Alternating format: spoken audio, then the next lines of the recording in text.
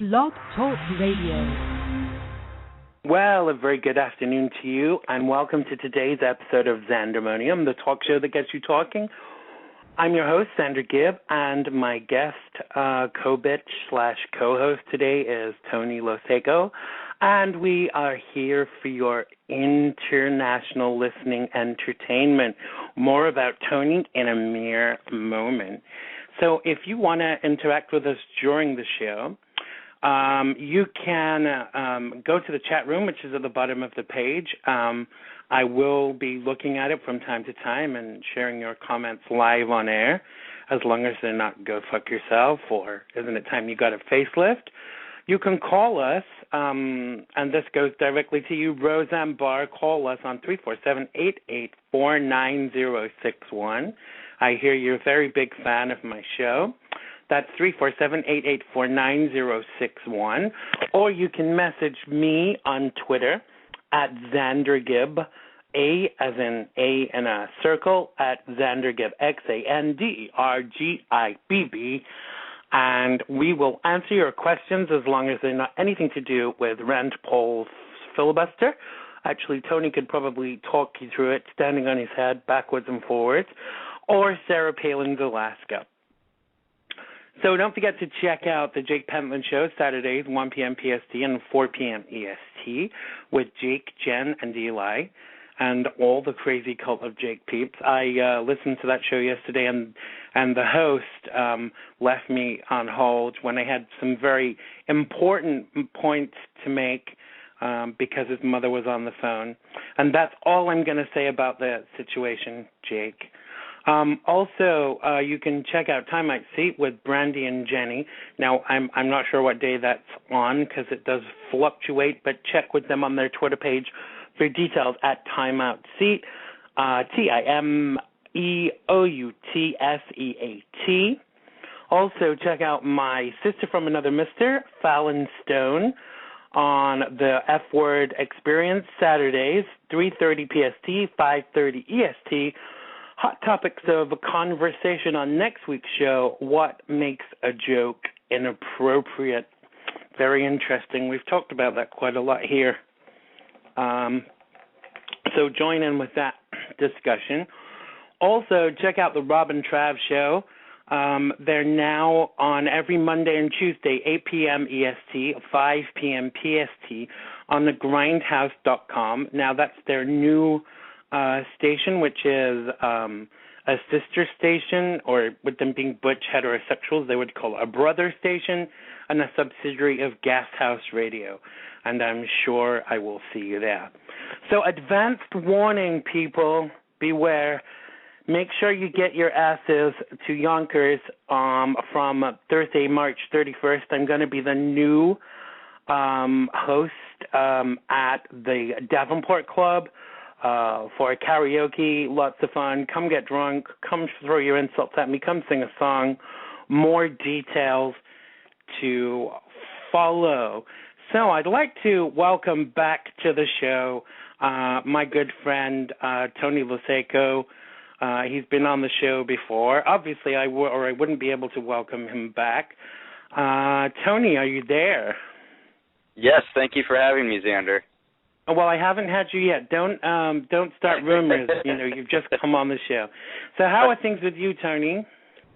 I'm doing okay. Good. And what's the weather like there in sunny Florida? Sunny as usual. Yeah, it's not fair. I mean, it's sunny here, but it's not so warm. But they reckon it's going to be 53 in New York next week. So Ooh, 53. I'm quite excited about that. Going to get my bikini out and lay in the yard and see if I can persuade my sister to set the pool up. I don't think. Just don't go out in the thong, man. No. I've got like factor 54. No, I have to be careful. Anytime I get naked, the press are surrounding me and trying to get pictures for Greenpeace mostly. But that's how it goes. So tell me, how's your week been? What's happened this week that's really stood out for you? Not just personally, but like in the world and the news. What's bitten you on the ass and really kind of got to you? Well, we had a real, and I was so excited about it, a real Mr. Smith Goes to Washington moment with Rand Paul over there in Washington, and I was so proud of him. I had my doubts about him until he did that filibuster, and it was just an awesome defense of liberty. Now, I don't know too much about him. I've got him in my list of things to discuss today. I don't know very much about him, but one thing I wish he would do from the off is go get a better haircut. Now, yeah, I'm sorry, I kind of I'm agree a gay with man. that one. And what I want to see in a politician is them looking nice. I don't want to see them with wiry hair and the worst haircut in the world, you know. Well, we know you had a thing for Mitt Romney, so no. Me? I think the only thing I had for Mitt Romney was that I wanted him out of the picture. I found him very scary. And I always, for me, my concern is with anybody that's got the potential for leadership that might be in control, when they're trying to take rights away from any one group of people, it's kind of scary as far as I'm concerned, because why as in a leadership role should you be trying to take rights away from any one group of people? Surely you should be moving towards equality, because that will have a knock-on effect of creating a better society, surely. But that's just me. Marvin just said in the chat room, is that a wig? I think that's with reference to Rand Paul's hair, but we'll get back on to Rand Paul a little bit later in the proceedings.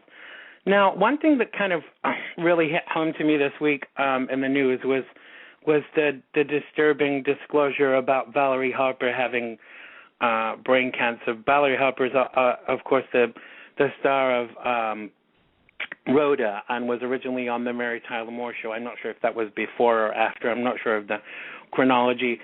But apparently they revealed that she had tests and that she had leptomeningeal carcinomatosis, which is a big mouthful. I mean, I don't know. It's weird to me that even when you don't know people, they've been in your living room every week for a lot of your life, and you've seen them on TV shows, and you kind of it's kind of personified. You kind of feel like you know them, and I'm not ashamed to admit that I cried a little bit, and then I thought, what you're crying for? You don't even know her, but there's still the argument that she's a human being. How did you feel about this? Well, actually, the first I heard of it, honestly, was when you told me about it. And, I remember that show vaguely and stuff, but I know a lot of other shows where you just hear about the celebrities dying, and, I didn't quite understand it, with the Whitney Houston thing, and I thought people were overreacting. But I think about some of the celebrities that I grew up with, too, and it's like, it really does have an impact on you because they become part of your lives, They do. They do. And when you hear about it, it kind of brings home, first of all, it brings home your own mortality. It starts you thinking about those things. But it's just kind of devastating because it's a comfort zone you get into, watching that person, and you feel like you do know them, Yeah, it disturbs your kind of equilibrium to think that person is not there anymore, Mhm. I mean, I remember. I'm so gay. My name should be Gay Gayerson. But I remember when Sophia from the Golden Girls died, Estelle Getty, and I thought, wow, this is kind of this is really sad, because obviously in the gay community she's a real icon. But I read something that Betty White had said in an interview, and she said that what more of an amazing legacy could she have left than the Golden Girls series, and I thought that was really poignant, because although she's not with us anymore, we can turn on the TV and see her. You couldn't do that with a family member, unless you had home movies and stuff, of course. True. I think it's an amazing legacy to be able to still kind of look back and see these people, because we do become heartened to them. We do kind of become warmed to who they are, I think. True. They become a part of your life, whether it's people trying to emulate them or just the comfort zone you get into. I mean, just imagine with Dear Abby, for instance, when she died, how many people in the 50s grew up, Dear Abby, and right. then to hear she's dead, people that don't follow these people or aren't a fan maybe don't have the impact and don't see what the big deal is, but it becomes something you're used to, and it kind of just rocks your world, you know? I think it does, and I think especially here in the United States, because we don't have like a royal family like they do in the UK, that, you know, the celebrities are kind of like our royalty, as it were. Yes, for better or for worse sometimes. Absolutely. Well, I kind of got a bit of a bee in my bonnet this week. You know that I'm very kind of, you know, pro-America. I'm very loyal to my country, and I was a little pissed this week to think that North Korea had threatened to nullify the armistice agreement that ended the Korean War, and basically made threats against America. Now, this young guy who took over from his father, I actually was hoping for a lot more. With him being a younger person, you know, younger people seem to be more peaceable and less kind of, you know, willing to want to fight or, you know, want to talk more and that kind of thing. But, you know, I kind of feel like, I'm not saying we should go to war because I'm not for war, but I kind of think, who the hell are they to be making threats to our country? You know, I have mixed feelings about that, honestly. On the one hand, I completely agree with you.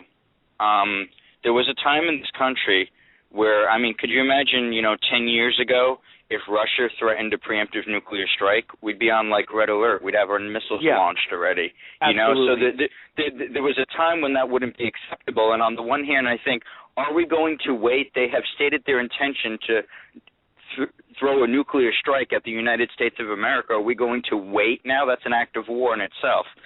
On the other hand, though, careful what fires you start. And this comes along the lines of the Rand Paul libertarian thinking, where maybe if we minded our own business, you know, like we have nuclear weapons, so who are we as the United States to say another country can't or whatever? Oh, because we're better than you are. We can control them. You know, we're trustworthy and you're not. So we do meddle a lot, and we do kind of bring on our own problems, you know? I do see your point, but I think you know, when you look at kind of Asian, some Asian countries and some countries, if you line them up with the United States, they have totally different ethics to us and totally different freedoms to us, and I think that's kind of reflected in the leadership of those countries. You know, one would hope, because, you know, it's 2013, and if we're still threatening each other with, you know, to blow each other up, you know, what have we learned? What have we actually, what have we accomplished, you know, in the past 50 years? I mean, I know I watched this TV show. I don't know if it was last year or the year before, but if any country set off a nuclear weapon like directed at the United States, that there were enough satellites in orbit to destroy that. But what that would do to the upper atmosphere, you know, I mean, I don't know if that, I'm not kind of a scientist, but I don't know what that would do to, I'm sorry, I just was looking at something in the chat room. I don't know what that would do to the planet. Marvin just said, and where does Dennis Rodman come into the North Korean equation? I don't get that, Marvin, really. I don't think he does. Go on. Actually, there was something in the news about that. Dennis Rodman visited North Korea, Xander, and he got buddy with the dictator over there. I remember that. But it's interesting because, you know something, that could be a break in the thaw, because back in the 70s, Nixon broke relations with China through ping pong diplomacy, they called it back then. Right. So, you know, if the White House was smart, they could use that, you know, and kind of send him over there as kind of a goodwill ambassador. But they're not doing that right now because they're taking a very hard line. Obviously, we just got threatened with a nuclear strike. I mean, so they're not interested in talking right now. They're interested in North Korea laying down their weapons. But it does open a little door for, you know, some sort of maybe. And wasn't there something? I can't even remember. Some American diplomat in the 80s was a fan of some Russian dancer or something, and that got talks opened up between America and Russia. I mean, it's funny when that happens. Joe just said in the chat room she thought the threat came after Rodman was there. I mean, so I don't know if they thought, shit, if all Americans are like Rodman, let's nuke the bastards. No, it's not funny. But I just that's just the way my mind works. I don't know. I just think that it's dangerous to be making those threats. It's very concerning. Joe just said in the chat room, Lisa Ling's sister got released when Clinton made a secret visit. Yeah, I mean, I often wonder how much of these things are true, because the news is very selective, and I think we're force-fed what they want us to hear, unfortunately. And it's important to research what we read, because I think that that sometimes we're given stuff as a form of propaganda. Yeah, and there's usually a story behind the story, too, that we're never aware of, and that's the way these things work in international. I wish you and I had access to the things that the diplomats and the policymakers in Washington do, but usually behind every story, I go back to the whole General Petraeus thing. I smell a load of what there. There's something more to that story. And there's usually something more to these stories than we ever get to hear or see. That's my opinion of it. Well, the trouble is that in the U.S., what we tend to do is lock these things away for 30 or 40 years and say it's a matter of national security. Like all the stuff that came out about, I was going to say Madonna, what's her name? Marilyn Monroe. All the stuff that came out like 40 years later after all of that. I hate all this cloak and dagger stuff. It's our damn country. We have elected officials, and surely we should have some say in how the country is run and how things happen. I mean, I know you can't have a referendum on every single decision, but certainly big decisions we should have a say in. Because I think if that were the case, we wouldn't have gone into Iraq. We wouldn't have gone into Afghanistan. I don't think that some of these solutions are what the consensus of the people is. We don't all want to be at war all the time. I mean, this country is crippled because of those two unnecessary wars, and I've still not seen any evidence of weapons of mass destruction. No, and it's sad because it's an excuse, and once again, this is a libertarian in me speaking, for a perpetual security state where we get less and less freedom and more the government's in control, They're talking about, like Rand Paul said, that this country is the battlefield and the whole world is the battlefield. And if that's the case, the implication is then the government has the right of war powers in our country and everywhere, indefinitely, forever.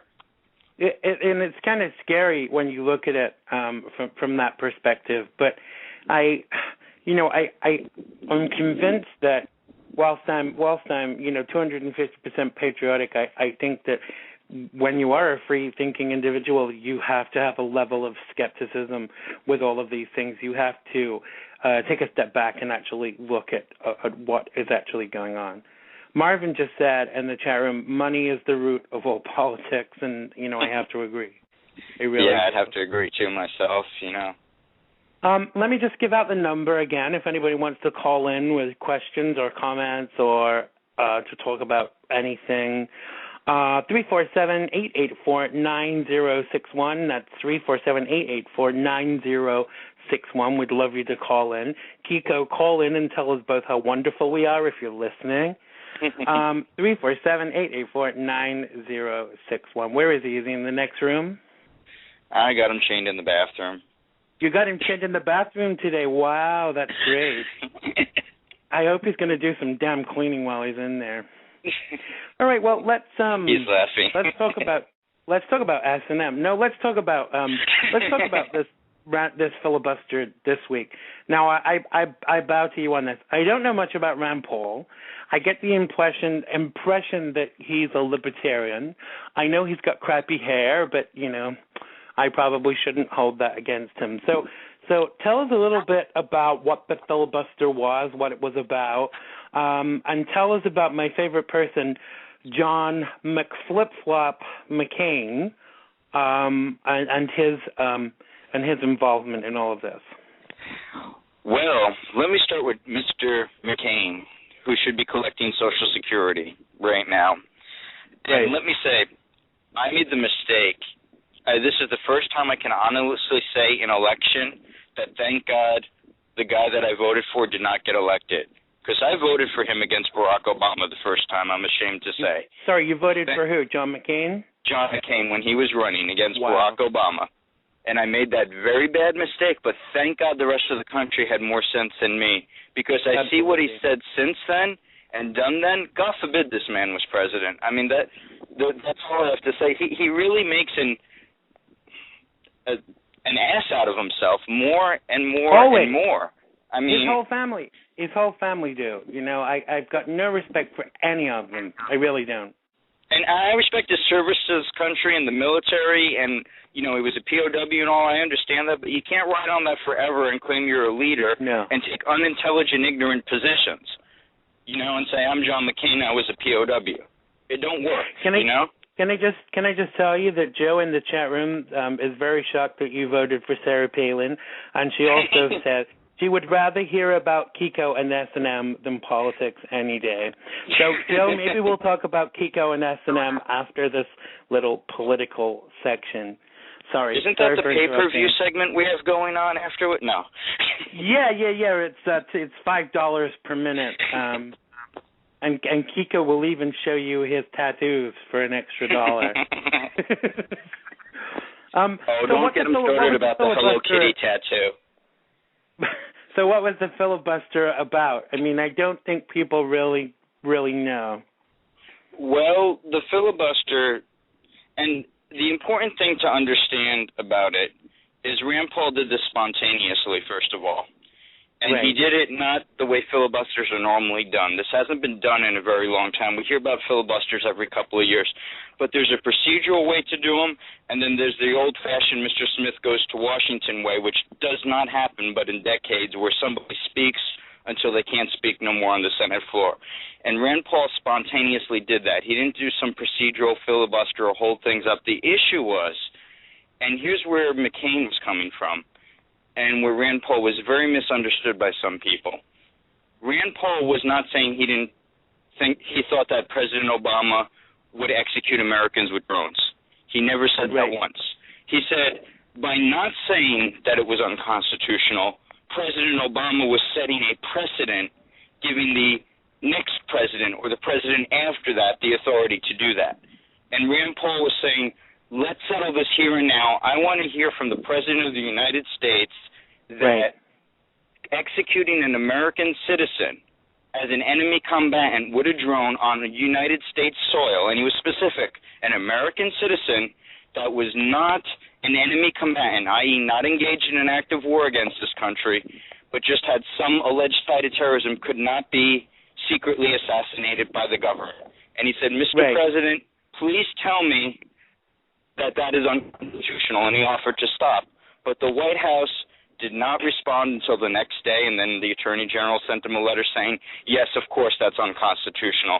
And Rand Paul did say over and over again, it's not about what's happening now, it's about you not saying that you have the authority. Right. And I think that was a clear misunderstanding.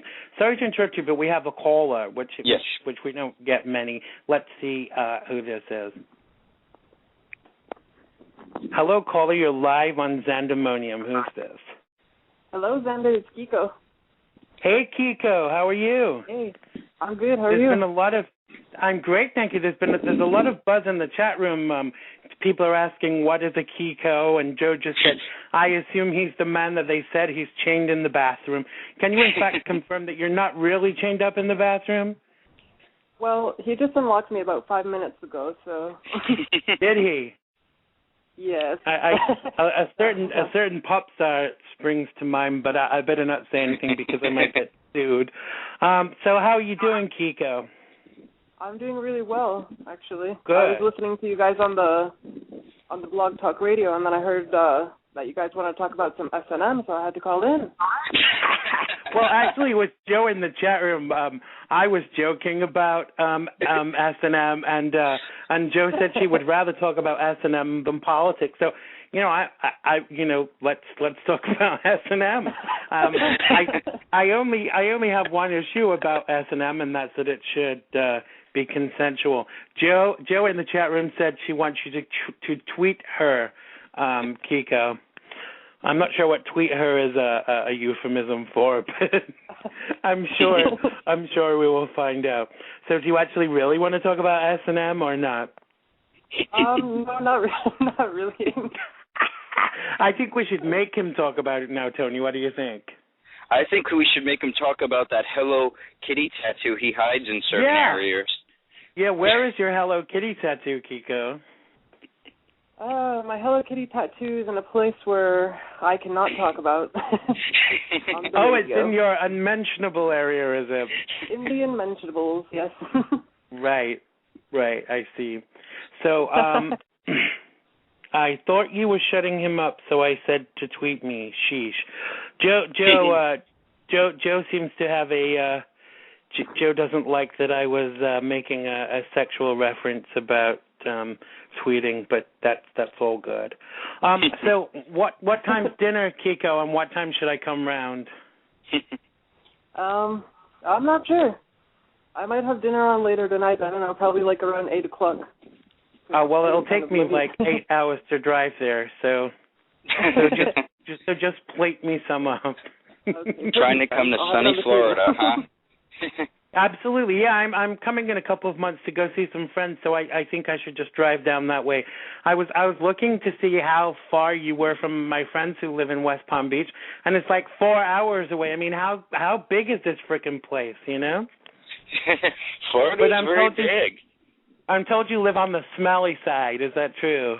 The smelly side, yes. The golf side, yes. all the oil and stuff. All right. Well, listen, Kiko. Exactly. Thanks for calling in. It's great to hear your voice, and keep listening, and go and join in the chat room because I think Joe is kind of smitten with you. Oh, just before you go, she said, "Why would a gay man have a Hello Kitty tattoo on his private?" I was you want to answer that? Kidding about that. Oh, he was just kidding. It's not on his private. Yes, we should disclaim that. Yes, it was a joke. Yeah. He's a Hello Kitty fan, though. Yeah. He is a Hello Kitty fan. So there you go, Joe. Go join the chat room, Kiko, and say hi to Joe. I'm sure she would love that. Okay. All right. Thanks for calling, Kiko. All right, thank you. Take care. Bye. All right. You too. Bye. Bye. So there you go. You got your threesome you were looking for. Yep. I got to put those locks back on now. Just give me a moment now. Okay. So, do you want to tell us a little bit? You see, I want to know a little bit more about Rand Paul. I thought the filibuster thing was interesting, and I thought that, I thought that it was an interesting point. But the whole question of drones is kind of concerning because it's like, do they always work? And who gets killed? It's all kind of it's all kind of worrying because there's always the chance that people could be killed. Then that they were not meaning to actually kill. Mm-hmm. Well, there was something much more exciting about it to me too, even aside from the drone issue and somebody taking a stand for conviction. And it just goes to show how wrong the media can be sometimes. They were looking for a new savior of the Republican Party, and they were talking about modernizing and going more moderate and how they turned off the voters, and they had Marco Rubio's face as the new savior and everything. So here comes Rand Paul, who they said was too conservative, too far right, hater, this and that, and he gives a speech just about basic human rights, which isn't a left issue, which isn't a right issue, and he got the support of Democrats, progressives, the ACLU supported him, and he kind of brought together this coalition. Is he Ron Paul's son? Yes, this is Ron Paul's son, Rand Paul. God. Yes, This is Rand Paul, the one and only. Because Joe just said in the chat room, Rand Paul is crazier than his father, I think, and so I just put two and two together. I didn't realize it was his son. So his father didn't get like the nomination and stuff, and blah blah blah. So now his son is kind of trying to come to the forefront of politics. And that's the way it was. See, a lot of libertarians called Rand Paul a traitor because he endorsed Mitt Romney. And there was a big split in the Libertarian Party back then whether Rand Paul had betrayed his father, because his father was actually still running for president when he endorsed Mitt Romney. And well, he's got to be all bad if he chose Mitt Romney over anybody, really. I'm sorry to say. But can I just ask you, because it's in my... Yes. Sorry, I just wanted to ask you as it's in my head. Your opinion of Ron Paul changed during the election, didn't it? Because you were very pro Ron Paul before, and then some of the things he said, maybe I'm misquoting you, but some of the things he said during the election kind of changed your opinion of him somewhat, didn't they? Actually, it was Rand Paul. You're close. It was actually Rand Paul. My opinion of Rand Paul changed, and now it's switched back again because I kind of felt at the time Rand Paul was a traitor too because he endorsed Mitt Romney, and that did not sit well with me at all. And I'm like, how can you stand for anything or believe in anything when you just endorse somebody that's against everything you supposedly believe in, you know? And I didn't understand that, so I got very sour to him. But I must say, by him standing up on the Senate floor and showing such courage, he showed he is his father's son. And he kind of redeemed himself in my eyes. Even with the terrible haircut? Even with the terrible haircut, you know, and maybe he had some hair transplant from other areas, but we won't go there, you know. So just before we move on, Marvin asked in the chat room, and I said I would ask him, ask you, wants to know if Kiko is an indentured servant. An indentured servant? No, not at all. No. No, not at all. Okay. Kiko's very much his own person. Good. I think it was more a joke than anything else, but it was still kind of funny. So the next thing that kind of really caught my eye, I'm always interested to see these shows where people eat weird things. And on this week, with this week's episode of TLC, my TLC show, My Strange Addiction, this girl called Allison, who's 19 from Georgia, she eats like car tires. She eats 2 feet of tire over the course of the day. And over a lifetime, she's eaten approximately 50 tires. I mean, wow. What do you make of this? Well, I don't know what to make of people like that. And you see crazy shows and crazy stories like that all the time. You know, there's the people that hang themselves from poles with the piercings and everything. And I just don't know what to make. There was a guy that married his car on TV once. I mean, I don't know what to make of people like that. I guess, you know, from a libertarian standpoint, to each his own. That's all I have to say. If that's what makes you happy and you're not hurting anybody else but yourself, God bless you. It's America. You have the freedom to be a loony. Well, Joe said someone else on the show eats baby wipes. I mean, I went to school with this girl who was convinced that if she ate TP, it would fill her up, and she would and she would lose weight that way. But I think even that's bad for you because there's coloring in food paper in TP food paper. There's coloring in TP, so that's not meant for consumption and stuff. I mean, let's face it, what it's used for is not really like it's not meant to be, it's not to be taken internally. It's to be like used externally. But she never lost any weight, but she used to sit there with a roll of TP in the dorm room and would sit eating it all day. I mean, wow. But on the other hand, have you read some of the ingredients lists and what we eat in our food on a regular basis? And you wonder how that stuff is fit for human consumption. If you even look on the internet, all these chemicals and preservatives, it's crazy sometimes if you research it. Kiko's really big into that stuff, actually. Well, I've been for a long time eating organic, and it's very difficult to do it like all the time, but it makes you it makes you more aware of what you're kind of putting in your body. But the concern for me is, I'm a lazy ass sometimes, and I just call up for takeout. I've had no pizza for nearly 3 months, but I do like Chinese food, and you just never know what they're doing in these places. I remember once in the UK they closed down this Chinese restaurant because they were using things like rabbit instead of chicken and dog, and they had them all like in the back in cages. And really, so you never know what you're putting into your body unless you've made it yourself. Really, it's that is true. It's kind of concerning, to say the least. So what about the cat that flew 3,400 miles in a suitcase? I mean, I thought that was amazing. Let's face it, the airports are supposed to be so secure now.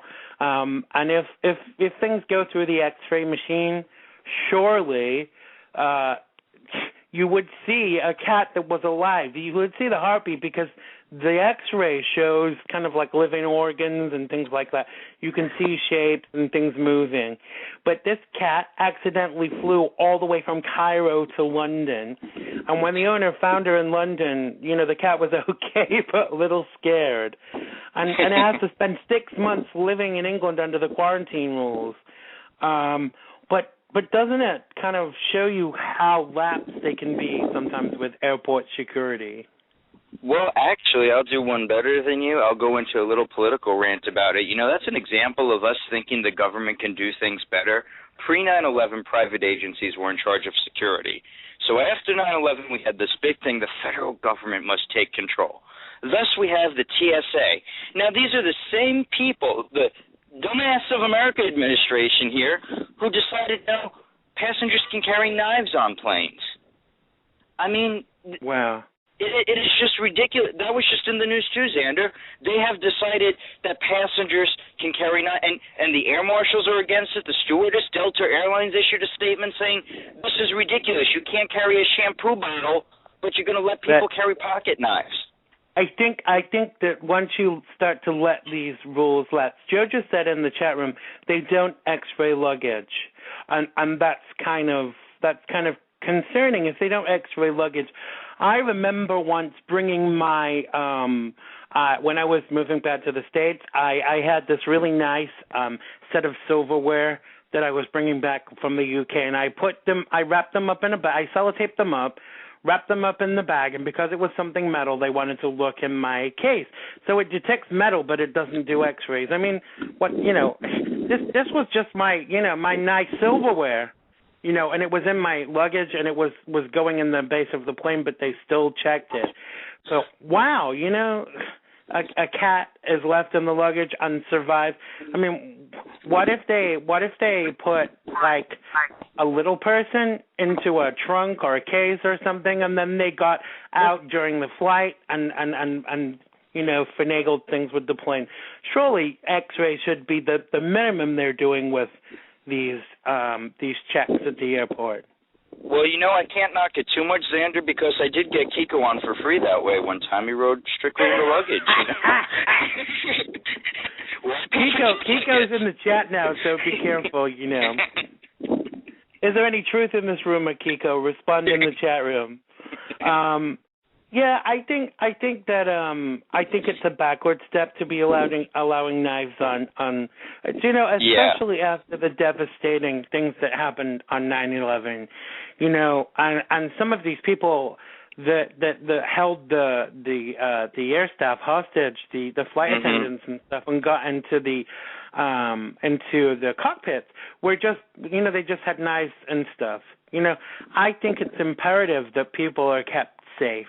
And if that means that you can't do X, Y, and Z, then if it's not right for you, then don't fly. That's exactly. When these people are in the airport and they're saying, I shouldn't have to stand online, so don't frickin' fly then. Go by Greyhound bus, It Exactly. And, it's an example of government bureaucracy in a way because the TSA justified it, and it's understandable the way they justified it. They said there's no more need for this restriction now because now there's steel-reinforced doors and air marshals on planes, and somebody couldn't take over an airplane now and do what they did before because of the new security measures. No. But the stewardess unguarded and the passengers unguarded. So, those people are expendable then, Right. I mean, so what if somebody takes a stewardess, puts a knife to her throat, and says, "Everybody get down on the floor. If you don't open this cockpit door, I'm going to slit the air hostess's throat." You can't tell me they're not going to open it. They have to take every possible precaution. We cannot, in history, ever have a repeat of what happened at 9/11. And if that means, as a nation, as a planet, we change security measures and make them the best that they can be, then that's what we have to do. I don't think that it's a lot to do to be searched and have be checked before you get on a plane. Why, Marvin? Why do I need a disclaimer? Marvin says I need a disclaimer. And talking of disclaimers, Kiko said there's no truth in the rumor that you that you put him. He says he's too tall to be put in luggage. Joe just said, just like the cops will never give up the guns, pilots will not open those doors to save the attendant. I don't know. What if it's his girlfriend, Joe? I mean, we all do. I'm not saying that it should be military style travel, but we should take precautions. And if you can't fit in with those precautions, then don't fly. It's absolutely simple. It really is. It really is a balance. We don't want to give up our liberty and go too overhand. That's what Rand Paul's filibuster was about. But at the same time, you want to still ensure the security and safety of all people because that is a legitimate function of the government. Absolutely. No, Marvin, I'm not advocating slicing a flight attendant's throat. I'm actually trying to say that it's imperative to protect people. So taking knives on a plane is not a good idea. No, I'm definitely not advocating any kind of violence towards anybody. My comments are preventative. Wow. I think you were severely misunderstood on that one, bud. I think so too. Except if it's Kiko and he's consenting, of course. So it was Justin Bieber's birthday this week, and during a concert at London's O2 Arena, the Biebs, as he's called, had difficulty breathing and was transported to a local doctor, but not before he insisted on finishing the last portion of his show. I mean, can you say publicity stunt? I mean, did you see any of those pictures? The pictures of him, he was showing, he had porn star underwear on, and he insisted on having all these pictures. Yes, I did see one of those pictures. Yes, you're right. Yes. I mean, if I didn't know who he was, I would have said, who is that rent boy, basically.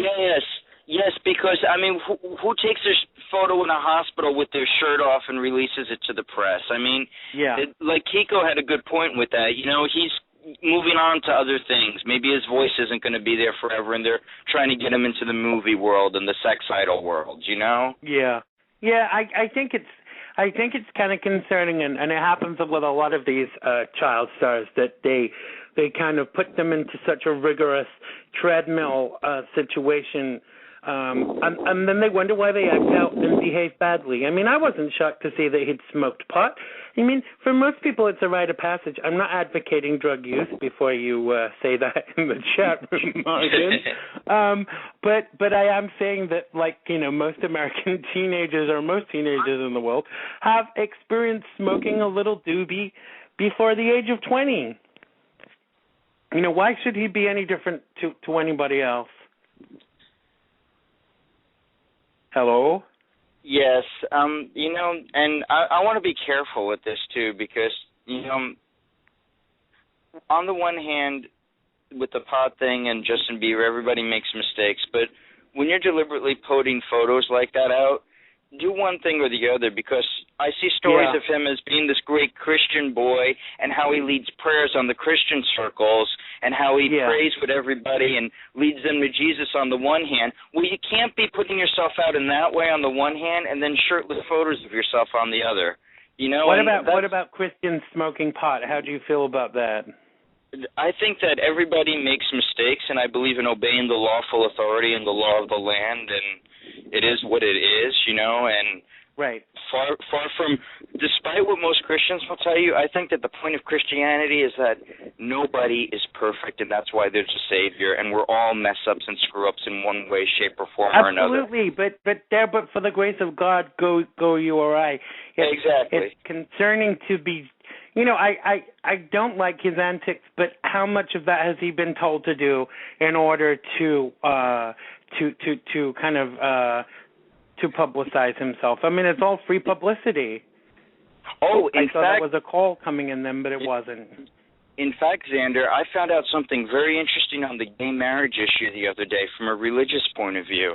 And really? I was astounded, and I would love to go to churches and ask how many people are divorced and remarried, and I would love to scream into the congregation, abomination, abomination, because apparently the Bible defines that if you're divorced and you are remarried to your first wife, you've committed an abomination. Now, remarried to your first wife? If you remarry your first wife, in the Old Testament it says it's an abomination, just as where they point out homosexuality is an abomination. Not saying either thing is, but it's an example of selective hearing. You know? Nobody's screaming at divorced people. I think there's been a lot of change within some religious groups in the past 15, 20 years with regards to homosexuality. When I lived in England, I was involved in the evangelical movement. And basically they were saying that, they had these kind of like pray the gay away groups and stuff, and I was involved in that for a while, and now this guy whose name I won't mention, he kind of last year put this thing out saying about how wrong he was, and God didn't hate gay people and all of this, and that he now saw that the homosexuality was a part of God's plan, and all of this, and it really it really took me aback, because this guy used to be so adamant about these things. You know, we talked about this at length before, and just kind of like with my own experiences, the thing is for me that God loves me exactly where I am, and sin is sin is sin. If you think about in terms of sexual sin, I don't see that any loving God would condemn me for how He'd made me. And if churches can't see that, then they're kind of promoting the hate. And I know people are saying, it's an easy thing to say, oh, you're promoting the hate, you're spreading the hate. But it is kind of true. Look at what the Bible actually says, not anywhere in the Bible does it say that homosexuality is wrong. No, anywhere in the Bible does it say that gay people shouldn't get married, or, it's just another thing. I mean, look at this thing. Look at the Catholic Church. Look at how they've condemned gay people, and an estimated was it 2/3 of the clergy they said were pedophiles or potential pedophiles. It to me it's laughable. Don't it's kind of like do as I say, not as I do. Marvin said Justin Bieber is an alien. Joe says it does say that it's wrong to be homosexual in the Old Testament. Actually, Joe, what it says is, do not lie with a man as one would lie with a woman. Well, if you're a gay person, you wouldn't lie with a woman, would you? That's my response to that. The whole thing about all these scriptural references towards homosexuality, they're actually talking about promiscuity. And where the problem comes in is in the translation. A lot of these translators have read this as homosexuality, like same-sex relationships, when it's actually referring to any kind of promiscuity. It was actually I'm not a scholar and I can't translate from one language to another. However, they said that the translation was to do with prostitution and promiscuity, which we find in all walks of life, not just gay people, not just I'm sorry, I was distracted. Leviticus was talking about breeding up the numbers, Marvin, saying the tribe was shrinking. Yeah, I think that was part of why they were saying that two men shouldn't go off together and kind of have some fun. I mean, and in the Middle East, there was this. I can't speak Arabic very well, but there's some phrase and it says like, women for children, men for pleasure, and sheep for necessity. What does that tell you? And you know something? I will never speak against, as a Christian, the Bible or anything like that. But I do wish that the church and Christians would apply it equally, and that is my big beef. I'm not going to argue whether homosexuality is a sin or not. If that's what the Bible says, that's what it says. But how can you ignore all the other things selectively that it says are sin, like greed? Absolutely. The Bible talks more about greed and charging interest, and homosexuality is a blurb or two. But it's okay to be a banker or a car salesman. It's even eating shellfish. I mean, right. Don't be selective about what you choose. If you can obey all the rules of the Bible, then I applaud you. But I just think don't take things kind of out of context. But for me personally, I think that it's more about my personal relationship with God than what some religious organization chooses to force upon me. Don't tell me what my relationship with God should be like. I think ultimately it's between me and God. So mind your own frickin' business, frankly. Yeah, and that's the bottom line with it. I mean, and that's a libertarian in me too. To each his own. Clint Eastwood spoke out for gay marriage, actually, as a libertarian. Right. And that's a fundamental. Speaking of which, I used to, when this debate first came out, not think of it as a civil rights issue, quite honestly. And then I thought about it on tax returns and things, not to be able to take the same financial deduction when you're absolutely. in the same loving relationship. That's not equal rights then. But I think the country's maturing on that, quite honestly. And I think it is too. Give us equal rights, or give us back a percentage of our taxes. If you can't give us, as gay people, the same rights as everybody else, then give us back some of our taxes, Kiko just said something about, boy, then I must be an abomination package, LOL. I've got long hair, love shellfish, and love men. Kiko, you're the abominator of the week. All right, let's get off religion. They say don't talk politics and don't talk religion, but mostly kind of we seem to agree on most of these things nowadays. So last week, ABC released information that Joy Behar is leaving The View. So what? Who cares? And that Elizabeth Hasselbeck, I'll get it right, is not having her contract renewed.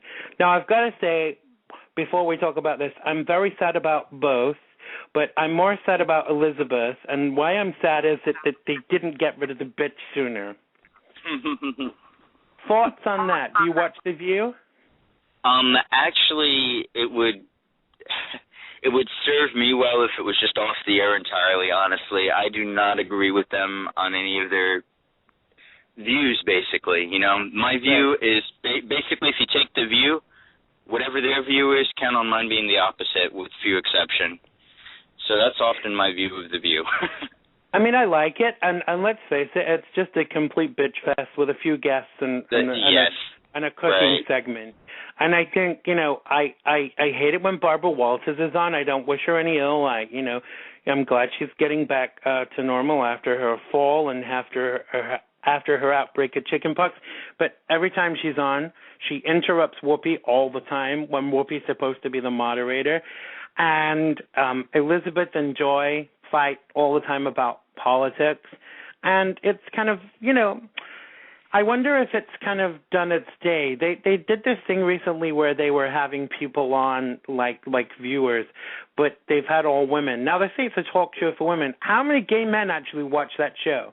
So, let's have some inclusion there, That's Did interesting. you all know that Xander was a secular, non-revisionist, Ameri-Brit Jewish gay comedian? Yeah, I think they did, Marvin. I did. No, I did not. Reading Please from, explain. I don't know what non-revisionist is, but secular non-revisionist, and I'm not an Ameri-Brit. I'm Britican. Thank you very much. And I'm not Jewish. I'm a Jew for Jesus. So if you're gonna say it, get it right. Joe says Barbara gets hostile if anyone interrupts her, and someone she doesn't know just what she's saying. Marvin said that's why he can't say fuck the Bible. Ah, right. Marvin said earlier on in the chat, fuck the Bible. That's not necessarily my opinion, but that's his, and I think that he should be allowed to have that opinion. There we go. Is that okay, Marv? Yes? No? Back to the View. Now, we were talking on another show about this the other day, and I think that it's kind of going to go to the wall. I mean, even if they replace Joy and Elizabeth. Now, Joy is 70 years old. Can you believe that? Wow. Joy Behar, 70 years old. So what? Who cares? 70 years old. And how many facelifts has she had? No, I'm kidding. I don't think she's actually had any. Really? Yeah, I've seen pictures of her from the 60s, and she doesn't look any different, Ah. Gosh, Marvin saying, like Xander Gibb says, fuck the Bible. I was quoting you, Marvin. Not saying it, I was quoting you. Joe says apparently she uses those shots. Are you talking about Botox, Joe? Or are you talking about whiskey under the desk? Yeah, I've seen, Marv said that she looks hideous without makeup. I've seen pictures of her without makeup, and she looks like an old hag. But talking of old hags, I was watching an episode of the Joan Rivers thing, Joan Knows Best, the other day, and I saw her without makeup. Oh, it's like she could take that nose off. In fact, I'm sure she puts it in a box by the bed. Everyone's got lines down the side of their nose because obviously it's where it joins to your face. But these lines are like so dug in. They're like, I'm sure she takes that nose off. Was that too cruel? Was that too cruel for Xandermonium? Oh, someone just left the chat room, so obviously they were a little pissed that I was saying stuff about Joan Rivers. So are you concerned that does it not bother you as a gay man that Joy and Elizabeth will not be returning to the View? Why would that bother me? Well, I was asking you, does it bother you? Yay, nay? You don't care? Not at all. First of all, I don't think and correct me if I'm wrong, because like I said, I'm not a big View fan, so it's not like I watch it all the time. But Kiko does. It doesn't espouse. It's not like View. He's addicted to the View. He's addicted to RuPaul's Drag Race. No, I'm kidding. When are you going on RuPaul's Drag Race, Kiko? That's what I want to know.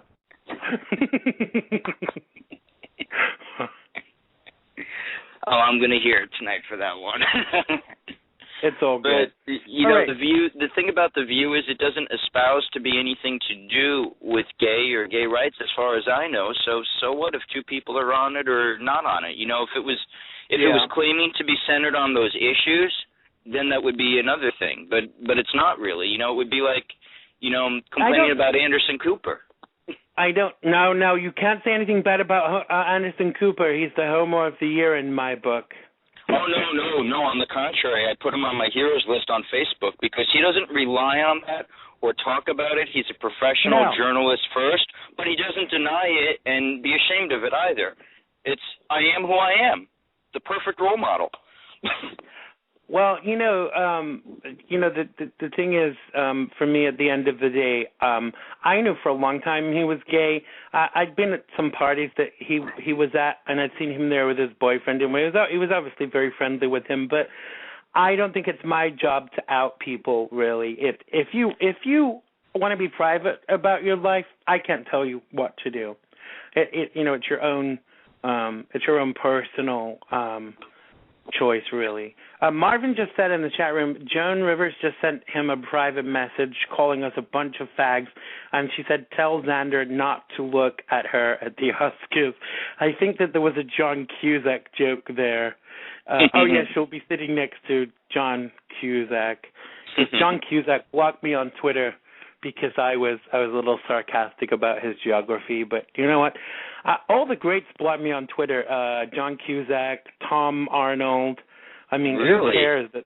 Yeah, who cares that Tom? Because I'm pro Roseanne, so he doesn't like me, and I was a bit bitchy about him. So a few weeks ago, I put on a picture of him and Madonna's brother, Christopher Ciccone, because they have like a slight resemblance, and Christopher Ciccone was really pissed that I was that I likened them. So apologies, Chris. I know you're a big fan of the show.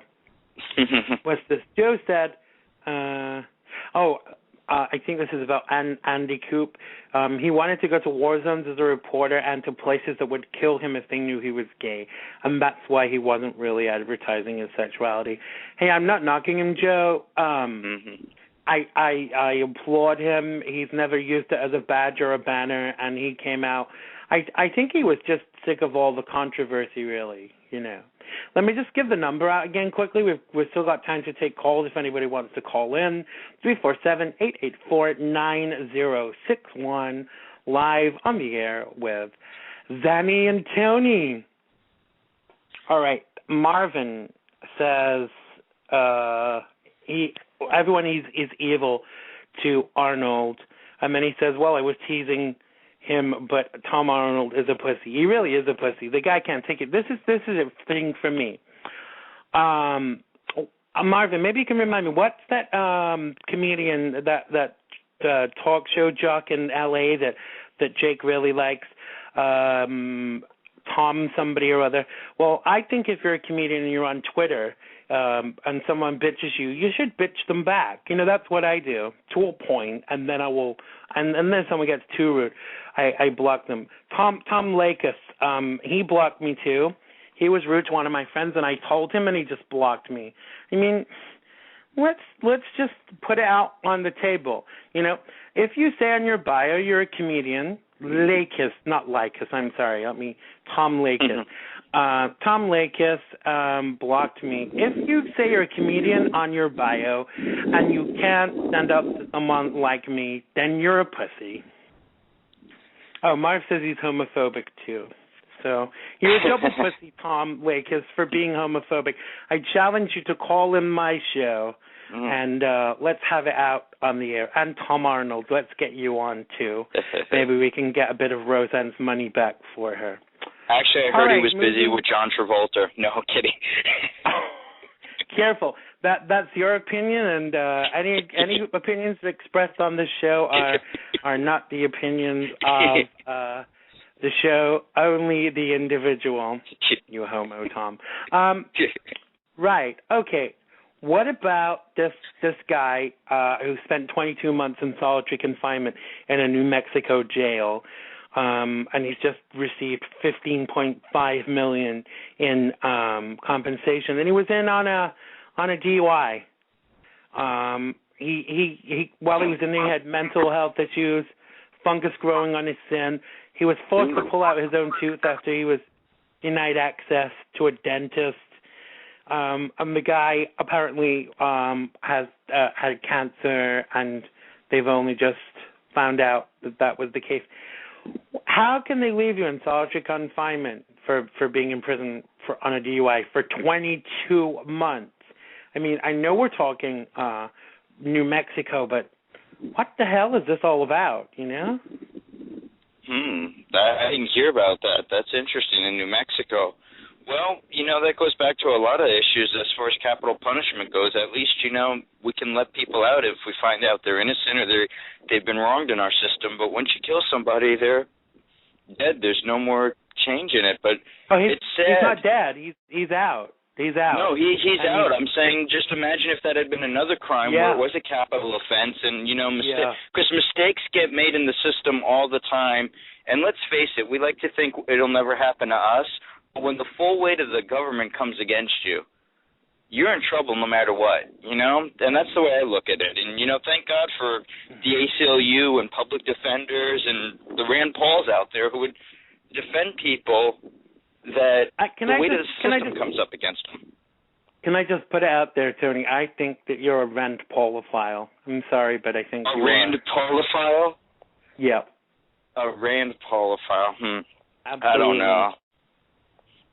I mean, I think the problem is with the problem with the justice system is that as a country, we have federal law and state law, and every state has different laws, and I think that every state has different standards in the judiciary. And to me, that's a concern. You can be in one state and something be a felony, and be in another state and it not be a felony. I don't like. I know this is kind of goes against what libertarians kind of believe, and maybe I'm wrong, but I don't like this where each state has its own laws and its own ruling. I think as a country we should have a general bunch of laws that we all abide by. Well, I mean, that's what the federal government was for initially, but, I mean, the states' rights do play into it because we're a union of states in the end, and the local governments do have the right to decide some things do need to be unified. For instance, in the 70s, they passed the speed limit because they didn't want people going from one state to another, different speeds or whatever. So some things do need to be done at a national level, but I think when you take that, I mean, I'm not going to go on a gun control rant on this show considering I got crucified on your last one by your panelists. But I mean, I think gun control is an example of that. Right. Can I just go to something that's just been said in the chat room, which I'm in total agreement with? Bradley Manning has been in solitary confinement with no trial. I don't know how long that's been. Yes, Marvin, I agree. They are treating him like a political animal, and it's not okay, and it's absolutely disgusting. Now, they're treating him like an enemy of the state, and they're charging him with treason. And I'm concerned that he's just a scapegoat. Now, Bradley Manning was a part of this WikiLeaks thing. And basically, he's been in prison. I'm just trying to look up how long it's been. Maybe Marv can tell me in the chat room. But I think it's disgusting that this goes back to this thing about, trial, imprisonment without trial. What was the act that came in last year? The National Defense Authorization Act, yes. Yeah, where they could come knock on your door, Tony. They could say, we think you are, apparently it's been since at least 2011. They could come knock on your door, on my door, and they could say they think you were involved in terrorism without any proof, just because some asshole has said it or suggested it.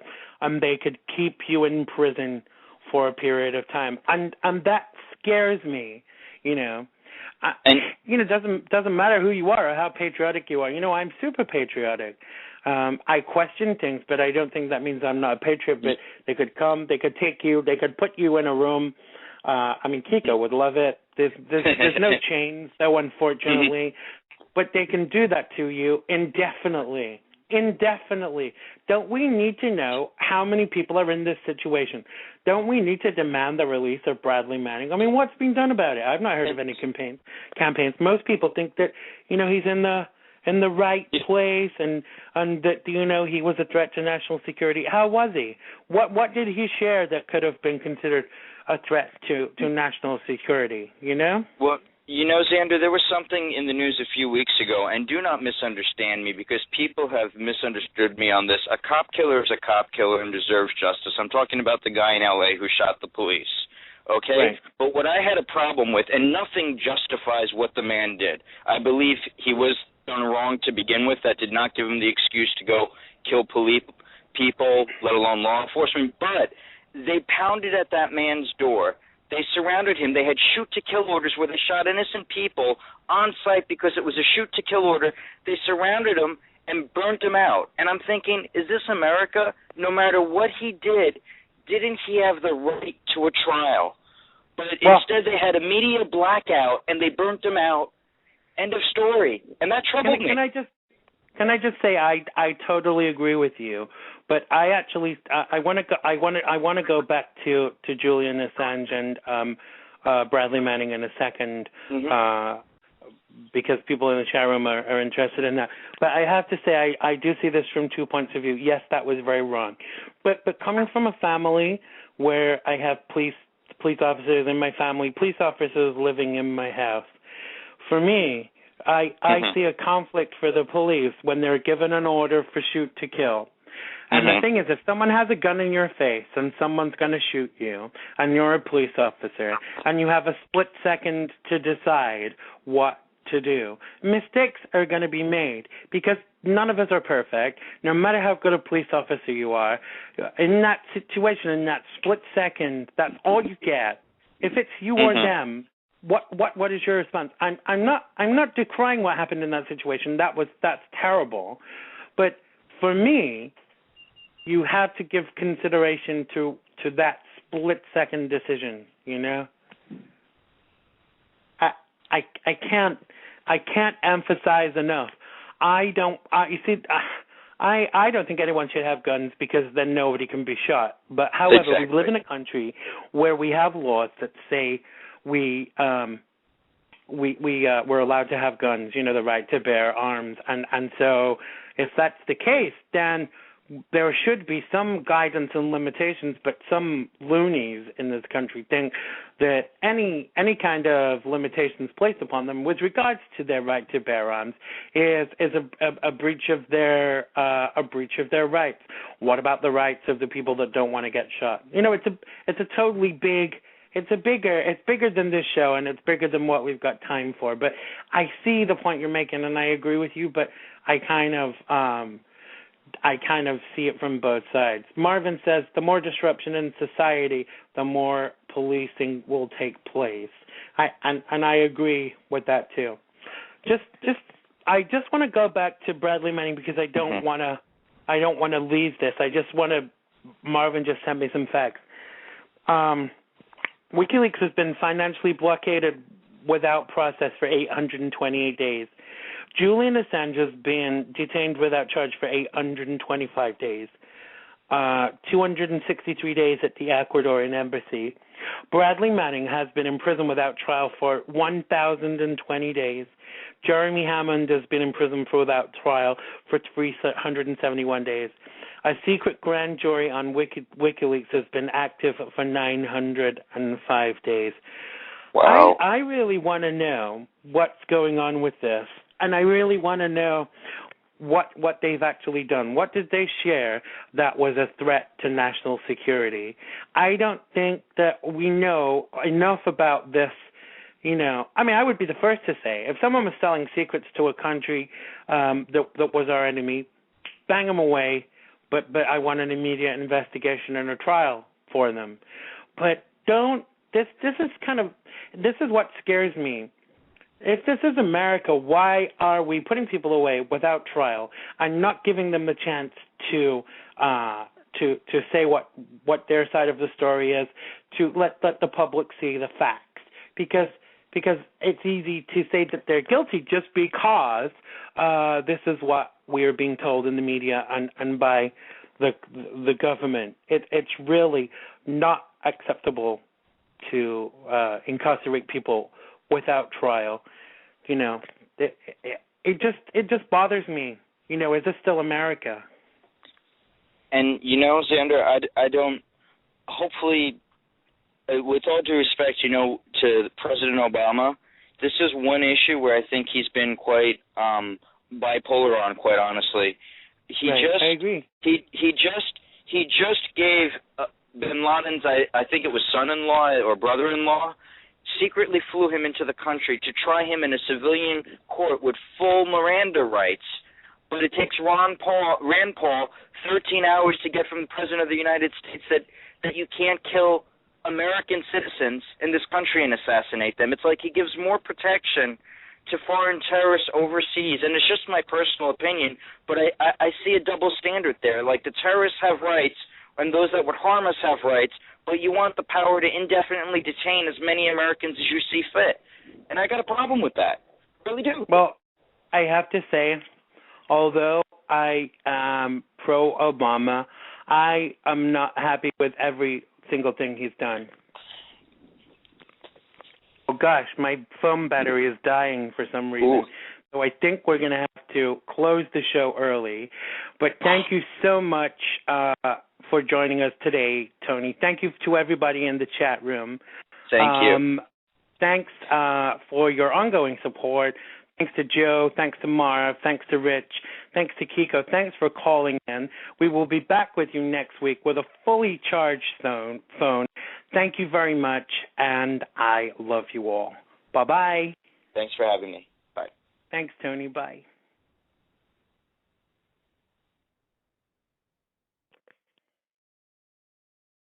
London has been good to me this time around. Things were bound to change when it was